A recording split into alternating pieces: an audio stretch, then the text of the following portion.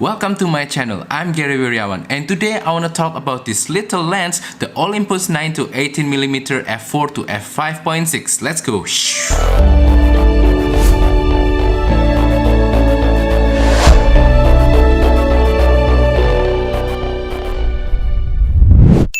Before we continue with the video, this is just a quick reminder that we're recording this during the difficult time of coronavirus everywhere in the world. So stay healthy, stay at home, wear masks when you're going to public places, avoid going to crowded places, and also follow the instruction from your local authorities as well as do some social and physical distancing. Also, please don't forget to support my channel by liking this video, sharing this video, and subscribing to my channel down below. Thank you, and let's continue with the video. So today I want to talk about this little lens, Olympus 9-18mm.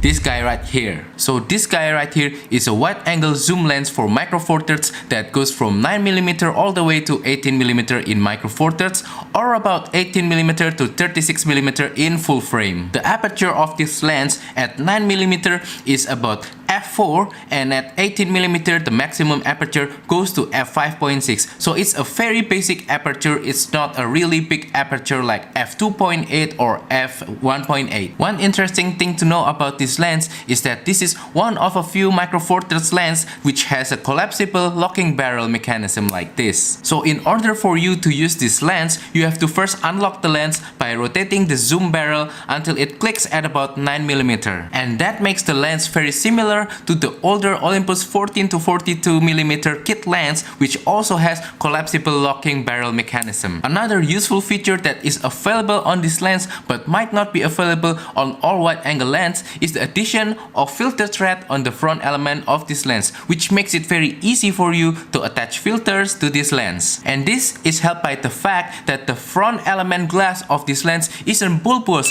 like on some other wide-angle lens. The price of this lens is about $600, which isn't really cheap in my opinion. This lens obviously at this price range won't have any weather sealing to it. It's just a standard basic wide-angle kit lens. And also there's no stabilization built into this lens as well. So it's a very basic lens. No! But with the focal length that's ranging from 9mm to 18mm, this is a good general purpose wide-angle lens that's good for landscape photography, for travel photography, and just about anything that requires you to use wide angle. You can sort of use this lens for vlogging, but I will explain later in the later part of the video that this isn't the best lens for vlogging. So now let's talk about how I use this lens and what are some positive things that I found about the lens. So I own this lens for 4 years already, and it is one of my main wide angle lens for travel photography as well as my general purpose lens because of the focal length from 9-18mm. The main attraction of this lens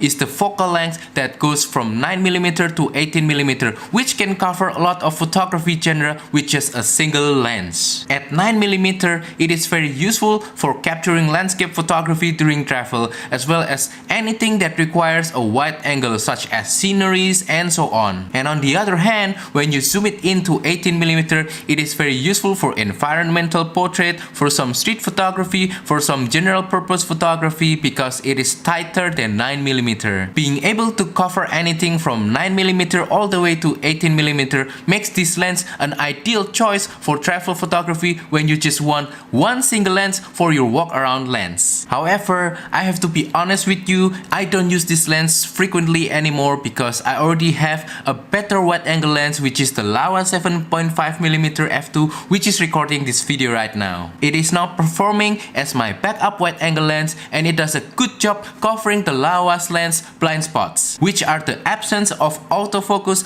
as well as the inability to zoom a little tighter using that lens. One thing that I must point out from my experience of using this lens is that once this lens fell out from my camera bag. The lens hit the ground at about 1 meter height and the lens barrel was badly dislocated. So imagine looking at this lens but it's crooked. However, I managed to fix the lens by smacking it really hard to a table, and the lens barrel snaps back to its place and the lens is normal again like nothing ever happened. Alright, so now let's talk about the positive aspects of this lens. First, I can definitely say that this lens has a very very good image quality.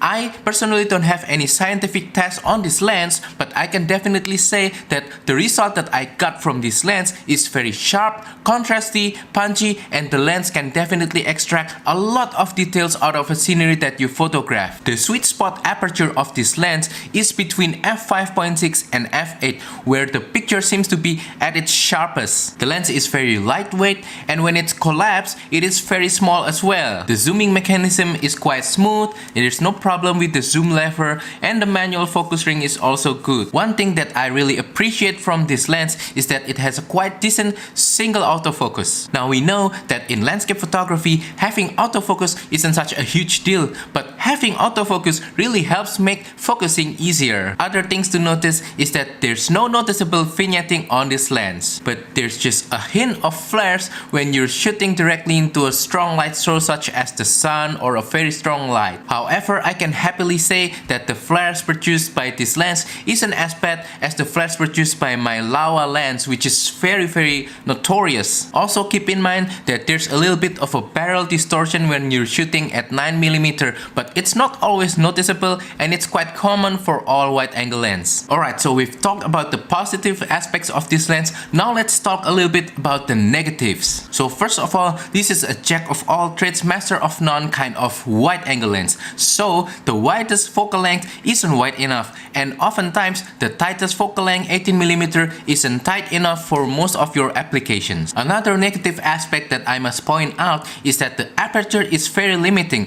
f4 to f5.6 isn't big enough. It's not like f2.8 or f1.8, so you'll end up definitely having some troubles when you're trying to shoot in lower light or if you're trying to get some separation between your subject and your background. No! So yeah, no bokeh with this lens, but most wide angle lenses aren't known for their bokeh anyway. And yeah, the locking barrel mechanism of this lens is quite annoying. Oftentimes I will forget to unlock the lens, and when I try to photograph a moment, the moment just disappeared because it happened very briefly. Now let's briefly talk about the autofocus. Now, while the single autofocus of this lens is quite good, especially for still pictures, for landscape, for that kind of thing, I found out that the continuous autofocus isn't really that good. So when you're shooting a video using continuous autofocus with this lens can produce what is called a focus breathing. That means that if you're shooting in continuous autofocus, when the focus adjusts itself, the image will jump in and out very rapidly, and that will not look nice at all. Another negative aspect that I must point out is the price.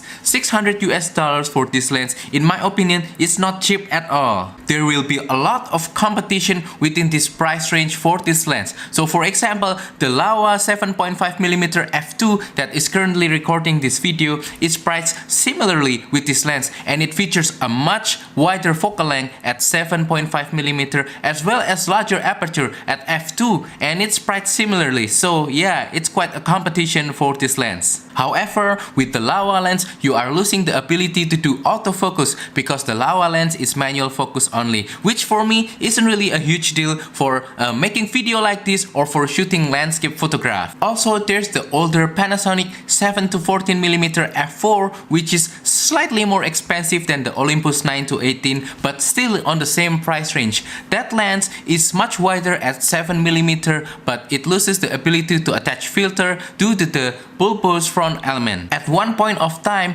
I owned all of those three lenses that I just mentioned: the Olympus 9-18, this Laowa lens, and the Panasonic 7-14 f4. However, I sold my Panasonic 7-14mm f4 because the Laowa lens has larger aperture at practically the same focal length, so it is now my primary wide angle lens, and that means I don't use the Olympus 9-18mm as much as I used before. However, I must say that during the time that I use this lens frequently, I really get a lot of good results using this lens for landscape and travel photography. The pictures taken using this lens are sharp, they are fantastic, memorable, and the image quality really holds up pretty well with a lot of the newer lens that I use. Alright, so now we are near the end of the video, and there are a couple of takeaway points that I want to share with you regarding about the Olympus 9-18mm lens. First, if you are looking for a cheap non-pro wide-angle lens with filter thread and autofocus capability, then the Olympus 9-18mm is one of the candidates of those criteria. However, if you don't need autofocus and if you want the best of the best wide-angle lens for the similar price range, I don't recommend the Olympus 9-18mm personally. I much prefer the Laowa 7.5mm f2 with its wider focal length as well as its larger aperture at f2. I will recommend this lens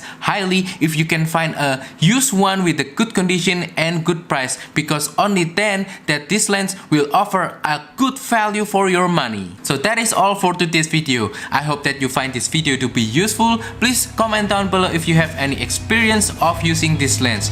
Also, don't forget to support my channel by liking this video, sharing this video and subscribing to my channel down below. Thank you and goodbye.